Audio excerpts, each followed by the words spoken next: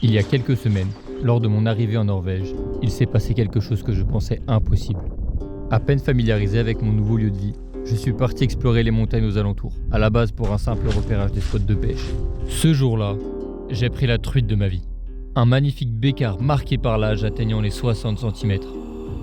Depuis mon petit village norvégien, je ne pense qu'à retourner là-haut. Je me suis beaucoup dit que c'était sûrement un coup de chance, que je ne reverrai jamais une truite de cette taille. Mais aujourd'hui, j'ai décidé d'y croire. Et pour ça, je dois gravir la montagne sauvage qui abrite ce lac. Alors c'est parti pour un peu de sport. Wow. Bon, déjà faut avoir le droit de passage apparemment. L'aventure commence la tête dans les nuages. Alors comme me l'a dit un fermier sur la route, attention à ne pas se perdre. On est bien arrivé dans les nuages, on commence à plus beaucoup voir le bas, le fjord. Mais il reste encore de la route.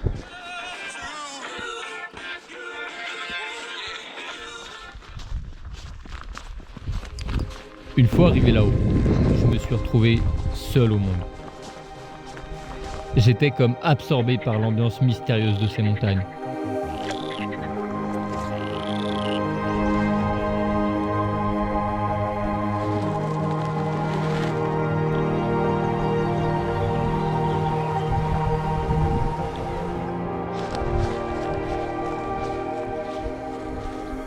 Et nous voilà arrivés.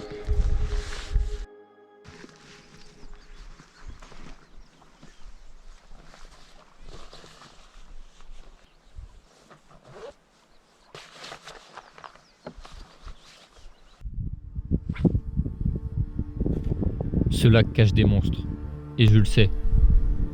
Je dois juste trouver comment les faire mordre. Mais la météo n'est pas avec moi.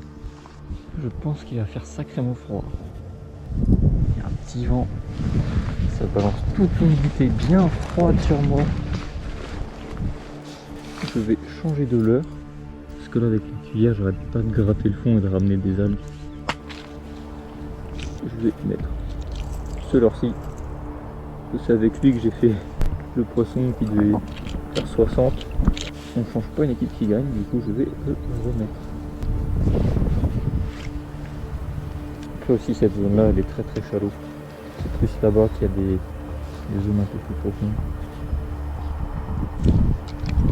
Ça va bouger là-bas. Ça va bouger. Yes, ça fait le poisson son activité. Du coup je vais gentiment me rapprocher de là-bas.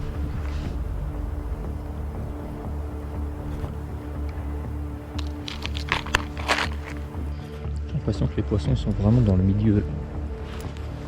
Parce qu'il n'y a rien sur les berges, il n'y a rien du tout. Ça a sauté. J'étais en train de faire une petite pause pour me réchauffer les mains. Et pour un poisson, on peut retourner dans le fond. Ouais, poisson, yes. Ouais, c'est joli. Ouais, magnifique. Justement, mon dernier lancé avant de mettre la cuillère là. Ouais, ça a l'air sympa. Non mais non. Non.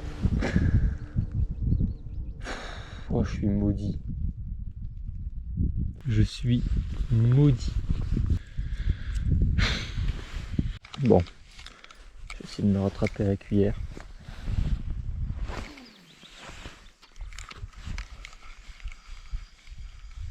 J'ai desserré mon frein d'un ou deux petits crans pour essayer d'amortir un peu mieux les coups de tête des poissons.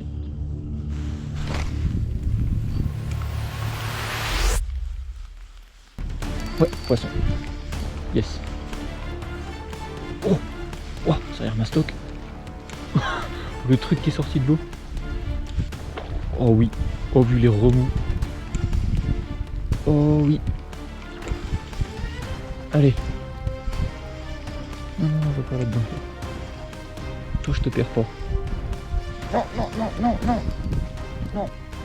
Oh, elle est énorme. Elle est énorme.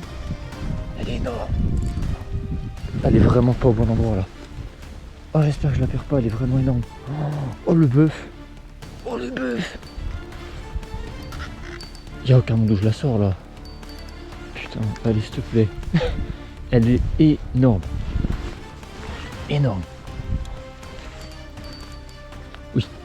Oui, ça sent. Oui, oui, oui. Non, non, non, oui. Ok, ok. Allez. Waouh, waouh, waouh, waouh, waouh. Oh, le bœuf. Bon, c'est bon à savoir, la berge est très creuse. Regardez ça, quoi. Regardez ça. Non, non, non, non. Viens là, viens là, viens là. Oui, oui. Oh, purée. Oh oui. Yes. Elle est énorme. Celle-là, je l'ai pas décrochée. Regardez-moi ce poisson. Elle est énorme. Regardez-moi ce bec.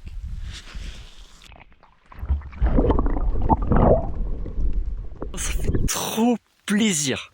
Je suis trop heureux. Je vais voir si je peux en faire d'autres. Et ouais, là c'est plutôt bien parti avec un poisson comme ça. Donc on va continuer. Bon, là étant donné que ça fait au moins 15 bonnes minutes que le spot se repose. Parce que j'ai fait pas mal de choses. Là il y a le poisson. Et j'ai changé un peu des batteries sur la GoPro. Peut-être qu'il y a toujours du poisson vers le milieu. La cuillère était un très bon choix pour pouvoir balayer un peu plus de terrain. Mais de toute façon, je sais que sur ce lac, il y a du poisson. Juste, ils sont... Oh, oh. Oh la vache. Oh la vache. Attends, elle est encore énorme. C'est pareil, desserrer le frein, c'était un bon choix aussi. Pour amortir tout ça. Ouais, encore stock. Hein. Je crois qu'ils aiment bien la berge ici.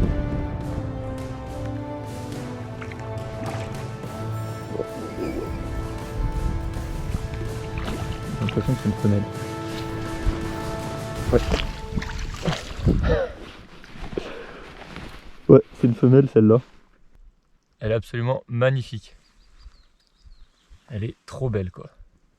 Allez, elle repart à l'eau.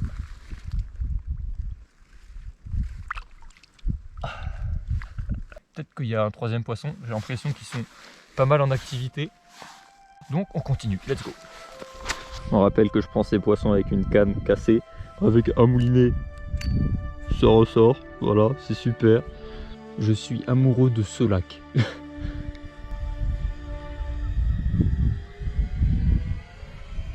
Ouais, poisson. Ouais. Oh. Je me fais détruire. Non, non c'est bon. Oh. Le frein c'était une très bonne idée.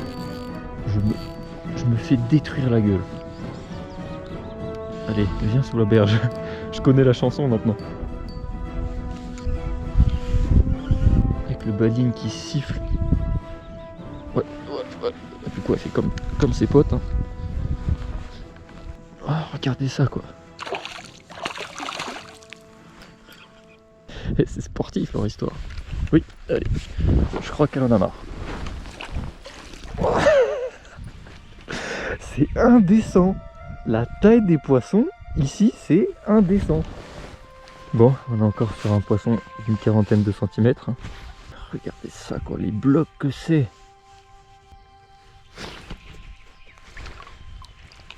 Et elle repart sous la berge, quoi. Il y a du poisson, hein. Première là, deuxième là, troisième là. Moi, je vais continuer de balayer la zone. Hein. Ils sont carrément actifs, les poissons, là-dessus, il n'y a pas de doute. Dans cette zone, il n'y a pas juste la berge qui est creuse, il y a aussi, je sais pas, il y a toute une plaque qui avance comme ça. Et ça fait comme une seconde berge sous l'eau. C'est pas vraiment tombant parce que ça, il n'y a pas de pente, juste c'est un truc qui s'arrête. Et c'est creux en dessous. Et du coup, bah forcément, les poissons ils aiment bien.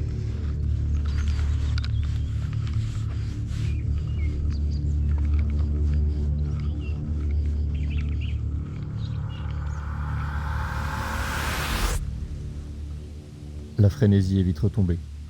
Plus aucun signe d'activité. Peut-être qu'elles sont sous les berges. J'ai encore essayé des nouvelles stratégies, des nouveaux leurres, de nouvelles animations. Mais rien. J'ai donc décidé de redescendre sur un lac en contrebas, où j'ai pu sortir un quatrième et dernier poisson, comme pour me réconforter du froid. Cette aventure la tête dans les nuages m'aura montré qu'il est primordial de toujours se remettre en question à la pêche. Et surtout, de persévérer. Parfois, cela nous permet de vivre des actions de pêche exceptionnelles qui restent à jamais gravées dans nos esprits. Qui sait, peut-être qu'au lancer suivant, toi aussi tu auras la truite de ta vie au bout de l'hameçon.